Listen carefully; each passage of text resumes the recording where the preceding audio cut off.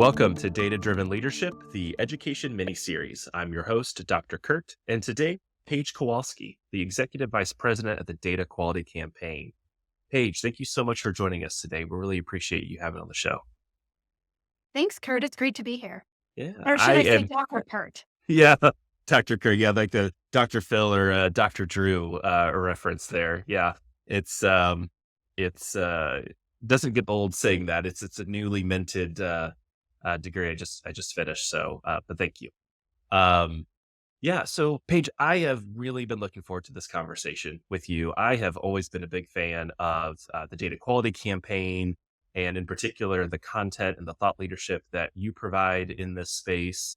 I know that our listeners, whether they come to us from an education background or not, will leave with some really insightful um, content and thoughts from you today. Mhm. So, Paige, before we jump in, I would love for you to just share a little bit with the audience. What is the data quality campaign? And then how did you become involved and where you are today? Yeah. So the Data Quality Campaign is a national nonprofit policy and advocacy organization. And our mission is quite simple. And we just seek to change the role that data plays in our decision making at all levels. And I know that sounds simple, but the fact that we've been around for 18 years says that that's easier said than done. And I've been involved in this for the whole 18 years. I've been at DQC for, I think this is my 16th year. It's getting Mm. harder and harder to do the math. Mhm. But prior to that, I worked on some national data initiatives with CCSSO. So I've been around this really since the beginning of the conversation, if you will, around state data systems and the role that data would play in improving student outcomes. Amazing. And do you mind sharing a little bit about your backstory on how did you become involved with this data movement and why is data quality such an important topic and area of passion for you personally? Yeah. So, without saying too much about how old I am, I actually remember when grade schools launched. It was in the 90s. I am from California. I grew up in the Bay Area. And I come from, I'm a first gen kid. So, Mhm. first kid to go to college in my Same. family. And I didn't truly realize until I got to college how much information people had in figuring all that out. Right now we call it college knowledge. I don't think we called it anything back then. How much more information they had than I had. So Mm. I made more mistakes. I picked the wrong school. I didn't know how to pick a major. I didn't know anything. I didn't have AP classes in high school. So I was just less set up to succeed, and things seemed like they took longer, and there were more mistakes involved. And when grade schools launched, it was the first time I had really had access to see what was going on in other schools and what kind of outcomes they were achieving. I think in my school, we'd always heard, well, we don't have these kinds of programs, basically because your parents didn't go to college, but the high school over there, they do have these programs. And I just sort of bought that. It sounded rational. And it wasn't until I was starting to see this data come out about other schools for the first Mm. time that I realized that was garbage. That was an Mm. excuse.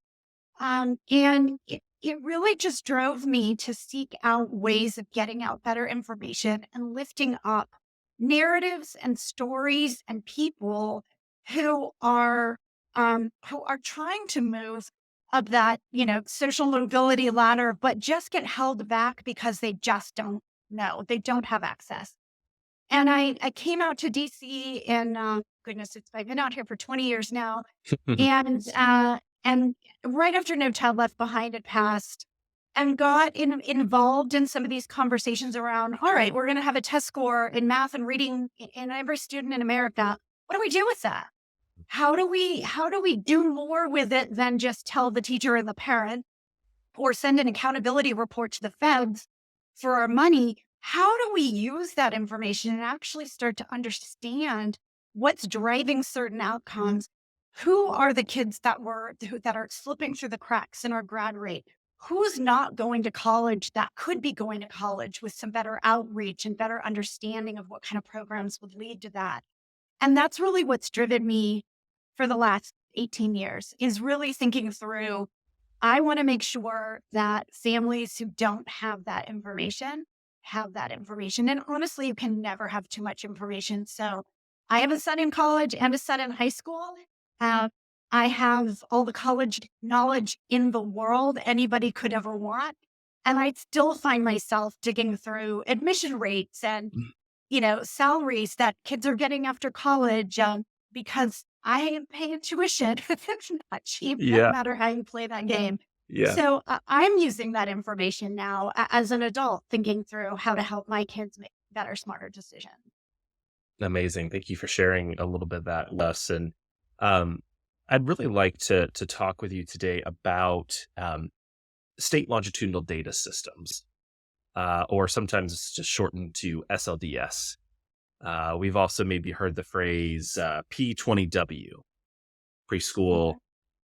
kindergarten through college, workforce, P20W, cradle to career.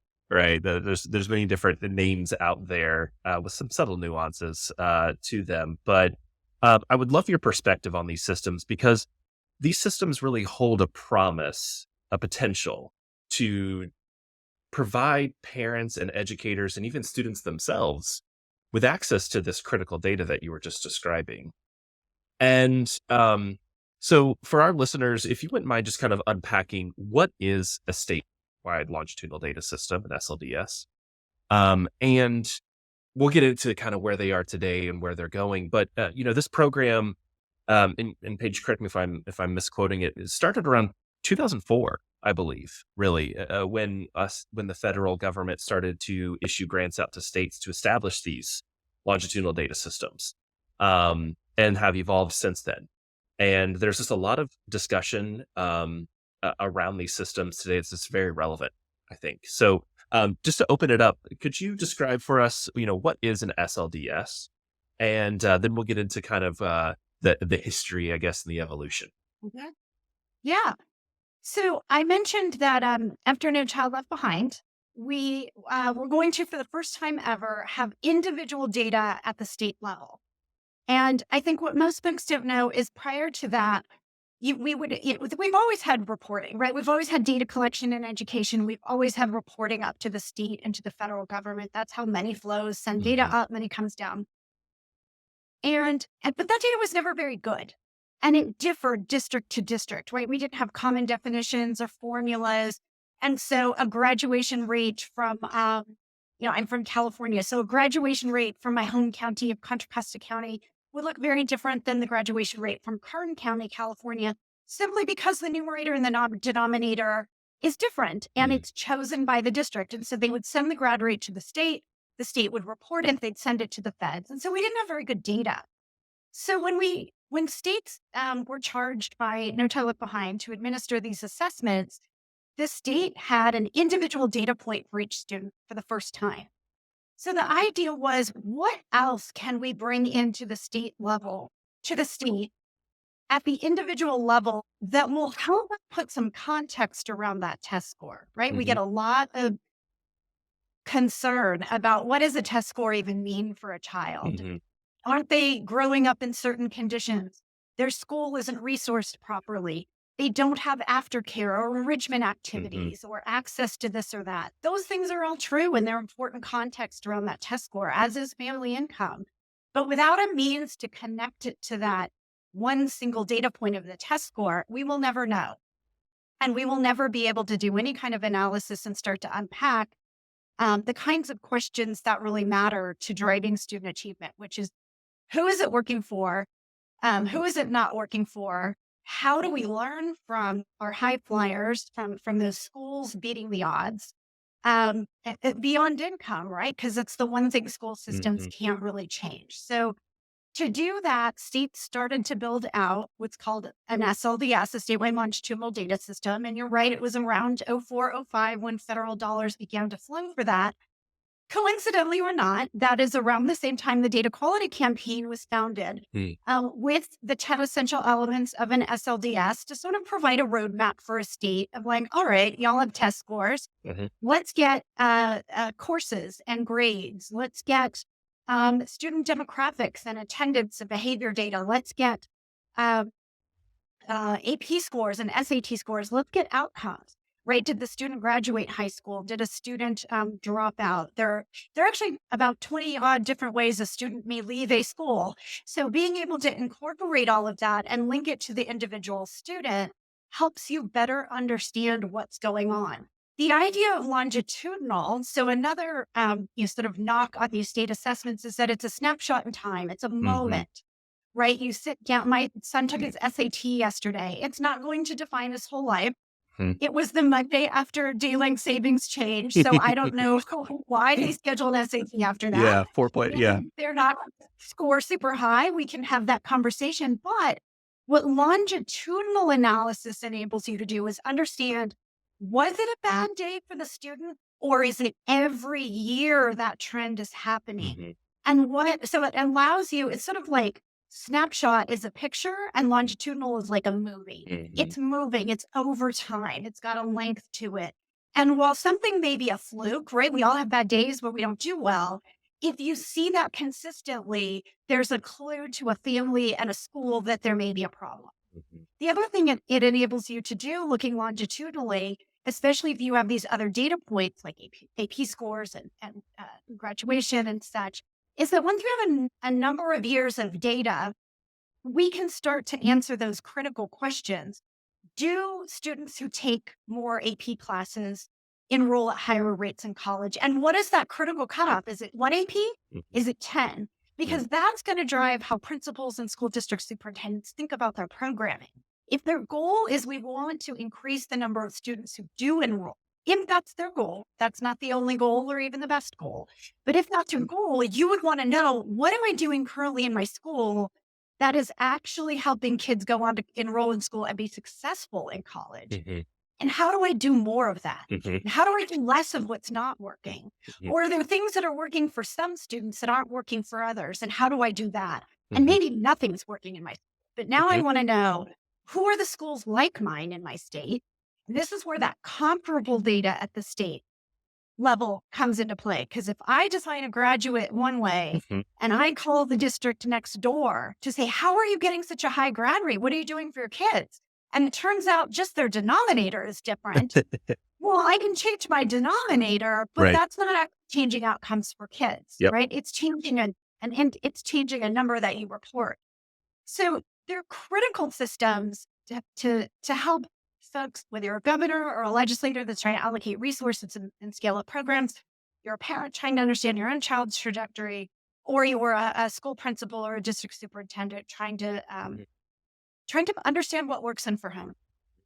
I think that's a great overview, and the data quality campaign, you really did set the pace, the standard of these systems that was later codified into federal law and has since been kind of the guiding light for these systems. And that was several years ago, right? There's been a lot of evolution. There has been the proliferation of AI and machine learning, and these systems, when done right, and when data is standardized, we talk a lot about standardization.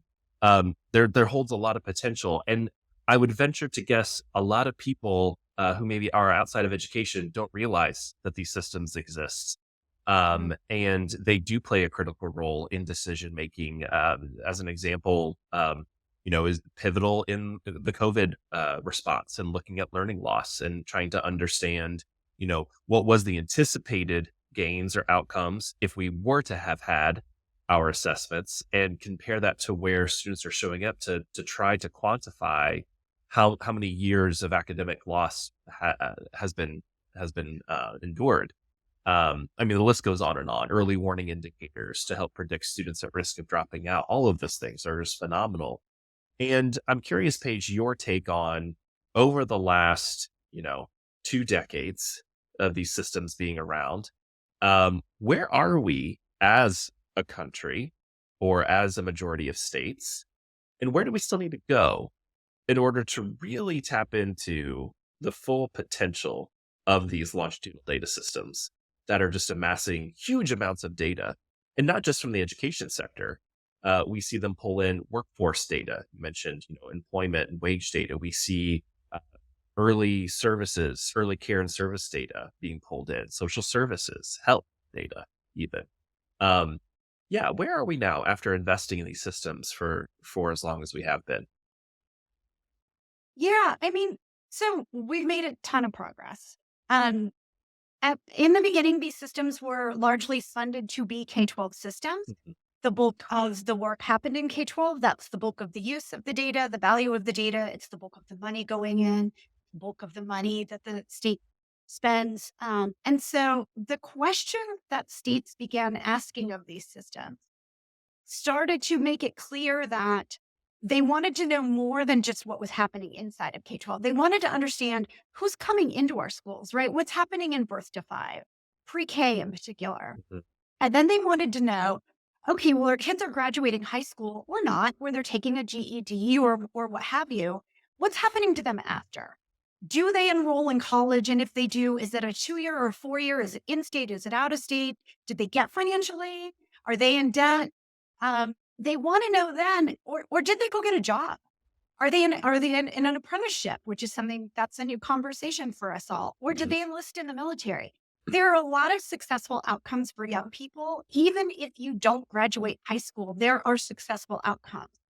And what having that data be linked up across time, across systems and sectors. So pulling in that early learning data, pulling in that post-secondary, the credentials, including non-degree credentials and certificates, apprenticeship, military enlistment, UI wage data, other kinds of workforce data, that really starts to target what is happening, what are we doing, what are we spending, what are our programs, and what is it leading to? Because if we keep mhm, focus on, did you enroll in a four-year college? And that's the definition of success. First of mhm, all, we're never going to win that. mhm, And second of all, there are other definitions of success. My dad enrolled in the military. It's how I got here today. There are many ways to get there and be successful, and we need to understand them all and make sure that young people are being guided correctly. If you don't want to go to college for whatever reason, you can't. And I know this was the narrative when I was in high school. You could go to college, or you could go up the street where the mall was and apply at one of the stores. Those were the choices I was given. It was a no-brainer. I did not want to go work in the mall. And that was literally the biggest reason why I went to college. And I wish I were joking, but I'm not. Um, and it worked out for me. yeah. But I think there's gotta be better advice and better information available to young people, especially with the costs that we're looking at. Mhm, And can you calculate a really good ROI for yourself, for your mhm, family? Is it 2 or 4 year? Is it can you take on the debt? What do those jobs lead to? Do those colleges actually get you jobs? mhm, So they have become critical information sources for that information. You mentioned like, well, where do we have to go? Our biggest problem is nobody has access. mhm, So states did mhm. a great job of building the systems. The technology is not the hard part. No. These are not IT projects. Right. These are tools and systems that should deliver information to people to make better decisions. And that's the big disconnect we have is you've got to build it, but then you have to build out access. Access isn't magic. It's not organic. You don't just turn a knob and it flows out. You have to build it Mhm, into something so that people know that it's there. They know what it means. They know how to get it. They know how to use it. Dashboards are great. We could look at KY Stats in Kentucky. It's a fabulous dashboard of very rich indicators from early learning all the way through workforce. But having something that I, as a parent or a teacher, could log into mhm, that pulls data from that system mhm, and helps me understand where do kids from my kids' high school go? mhm, What kind of salary could my child who's now applying to the University of Kentucky nursing program, what kinds of jobs do they go get?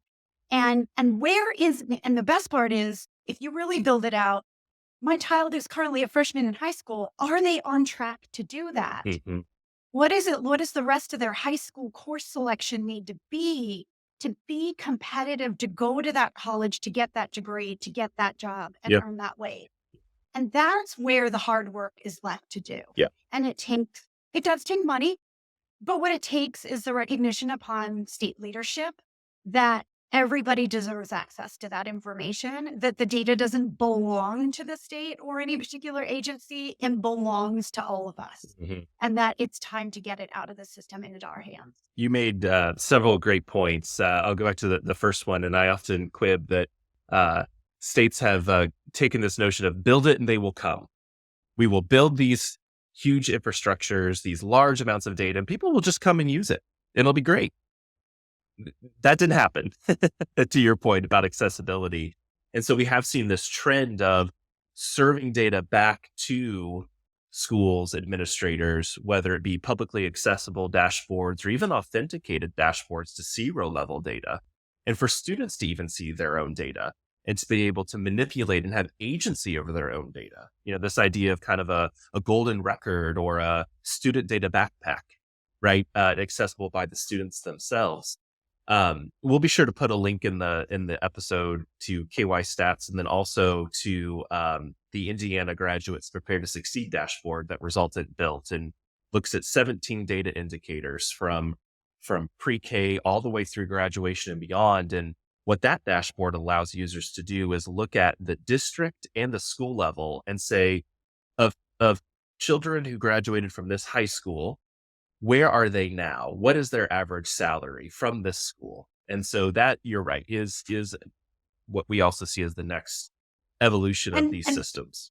Mhm. and privacy protected, right? We're not That's looking right. at Kurt graduated from this school and is making this money. It is all anonymous and de-identified and Absolutely. private, Yep. and just helps us all plan That's better. right. And we can look at it by student populations to look at things like equity and understand how are we serving student populations.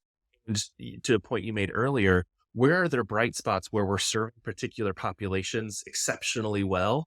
And how can we go learn from that if there's a school system similar in demographic and in geography and all of those things that might have some learning that they can do from the school that's doing it exceptionally well? And so I think every episode now in this miniseries, I've said this, so the listener's probably getting tired of it, but the power of the data is not in the data itself or in the dashboard. It's in the conversation that happens around it. Uh, and you mentioned governance, and governance can be a term that can really turn people off or make people fall asleep. But it's such a critical component. And I know that the data quality campaign advocates for uh, data governance to be articulated and well defined of where does this infrastructure live and how do people have access to this data. I'm curious, could you share some bright spots of either states or some initiatives that are doing this particularly well, ones that we could learn from and take some examples from? Every state has work to do, Mm, first of all. mm, No state has truly realized the potential of these incredible assets in their state. mhm. But we see a lot of bright spots. I mentioned Kentucky, you mentioned Indiana. These are two leaders of getting the data in, getting it to quality, and putting out information and tools in easily accessible ways, and making sure that researchers and policymakers can access information so that they can make decisions better too. We're starting to see the advent of some tools that get more at what can I as an individual do for myself? Rather than just look at this aggregate data, how can I Mhm. look at my data or my child's data and do something differently? So Idaho, for example, um, has, because they've linked up their K-12 and their post-secondary data, they have this direct admissions. Mhm. I'm not sure if that's what it's called. Flipped admissions, I think, as I've read, kind of a flipped admissions process where schools are applying to students instead of students applying to schools. Because if the state has student information and they know, it's sort of like the IRS when they're like, you have to do your taxes, and you're like, don't you already know what I Right. should tell me? It's sort of the same way. If the state already knows, hey, I took calculus and I got A's and I took these AP classes and you have my test scores and you paid for me to take the SAT, you have that. Why don't you tell me where I can go to college and how much aid I might be able to get, right? Like Mhm. you have all this information. And so Idaho has done that. Mm. And it's been amazing. I mean, imagine wherever you are in the system, getting a letter Mm. from, your flagship university saying, when you're 17 years old, congratulations. Based on your GPA and your test scores and such, Hmm. you've been admitted.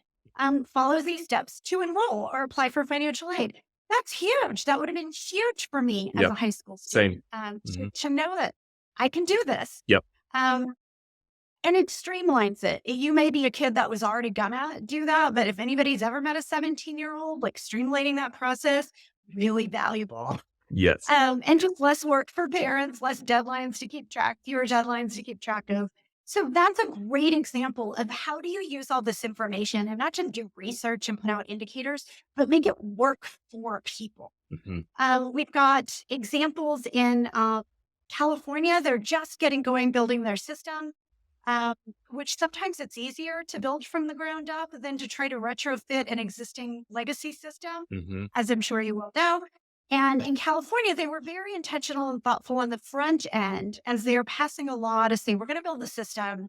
Here's who it's going to serve, right? All of our state data systems were mostly originally designed to serve policymakers That's and right. researchers. That's right.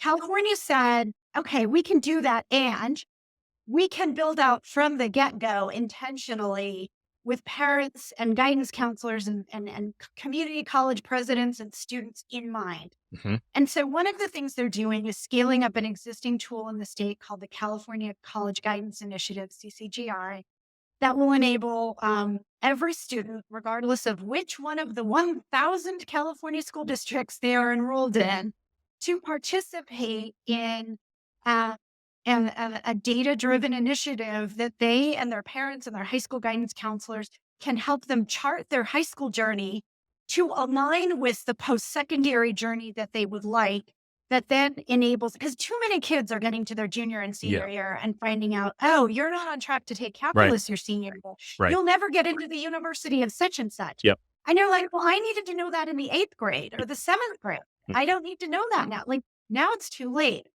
So let's not wait till it's too late. Yep. We have the data to tell principals and guidance counselors and moms and dads and kids much earlier than Mhm. senior year. And that's what that initiative does. Yep. And then streamlines the process to apply and also delivers better information earlier, particularly to community colleges and the California state system in California around enrollment projections. Because if you talk to any college president, they want to know as soon as possible how many kids are going to enroll in the fall. Mhm. They're going to plan housing, financial aid, courses. They got to have faculty. Like they've got a lot of planning to Mhm. do. Mhm. So finding out in May, June, July what August looks like is not super helpful. Right. And even helping close the gap to the transition into the workforce. And so employers can be able to say to school districts, these are the type of skills or credentials that we're looking for. And then the students can all align to that to be able to chart their course. And they very well may change their mind. I know I sure did. And the ability to say, okay, now that I might want to become a nurse, what now do I need to do to prepare with the time I have remaining in high school? And what are my options? And what could the financial aid look like? And that goes back to that student agency idea. And, when I taught, we would put all the students' data in a binder and print it off and three-hole punch it, put it into a binder. But now we're talking about being able to log in and see that, manipulate it, project, and have this personalized learning, which is super, super exciting. And, I, you know, I don't know about everyone else, but I'm energized to the conversation, the bright spots that are happening across the country, and see the progress and see the road ahead. And you mentioned California; that's a great example. And we have also seen this pendulum swing of these systems for researchers and policymakers towards these systems for citizens and other stakeholders, and really understanding the value that they want to get from these systems and making human centered offerings to Mhm. make these systems more accessible. Uh, I could probably spend hours talking with you, Paige, but before we end our conversation, I would love your take on what is data driven leadership to you, uh, and if you would provide your insights, I know we would appreciate your perspective on that. Yeah, I think first and foremost, it's about taking risks and having courage. Mm. The data doesn't always tell you what you want it to tell you, and it doesn't always tell you you're doing a good job or the right thing. And so having the courage to dig in honestly And that's regardless of where you are. It doesn't matter if you're a governor or a district superintendent or somebody running a household. If you can honestly take a look at what the evidence is showing you is a result of your hard work, if you like what you see, keep going. If you don't like what you see, dig in and bring people together. To your point that you made earlier, data is the beginning of a conversation. Mhm. In and of itself is not a decision. It's information that should cause you to ask deeper questions, better informed questions. It should help you pivot a direction and get a new set of data and interrogate it and sit down with people that you trust. Sit down with some devil's advocates, poke holes, and find out what's really going on and have the courage to know that maybe you are part of the problem. Maybe the agenda you rode into town with in your office Isn't working. is not working. But but if you believe in the outcomes you were seeking, have the courage to take the risk to pivot off your initial agenda. Use the leadership that you brought in, that everybody trusted you to use wisely, and say, I'm not seeing the results I wanted to see. The data tells me I added, 20 AP classes to my high school. We're still not seeing kids go to college. There's something else. It doesn't mean get rid of AP classes, Right. but it's not having the intended benefit. So the answer isn't double down. It's dig deeper. And Mhm. do you have an attendance problem? Do you have, what is going on in your school, and have the courage to look at that? And I think at the end of the day, that's all it really comes down to is courage and risk taking. Oh, And for the leaders that are under you, mhm. are you supporting them in their risk taking? Mhm. Or Mhm. are you sort of communicating intentionally or unintentionally, uh, don't take a risk Mhm. because then it's going to look worse. Mhm. Um, Mhm. and and that really matters. They need to feel the support to take the risk on what that data is telling them, and using their professional judgment, right? Our Yeah. educators, these are people that they're trained, they know what they're doing. Give them information, let them poke holes, Mhm. give them a space to iterate a bit. Yeah. Teaching is an art and a science, and we have to have both that data and that experience to be able to make these data-driven decisions. And I really appreciate your commentary on that. And unfortunately, in our history, as a profession, data has been used as a gotcha or as a, blunt force instrument. And being able to use it as an improvement tool and enough more improvement science does take courage. Absolutely right. Paige, thank you so much for your time and for the work that you do to advocate and to just share knowledge around these systems and the potential of data. Really do appreciate it. Thanks, Kurt, and thanks for being a great partner. Pleasure. Thank you for joining us today on this episode of the Education Mini Series. I'm Dr. Kurt, your host. If you're interested in learning more about the Data Quality Campaign, you can visit dataqualitycampaign.org. Be sure to follow Data Driven Leadership on your preferred podcast platform. Don't forget to rate and review and share how these discussions on education data are making a positive impact in your organization. Stay tuned for our next episode where we'll continue our exploration with more education experts.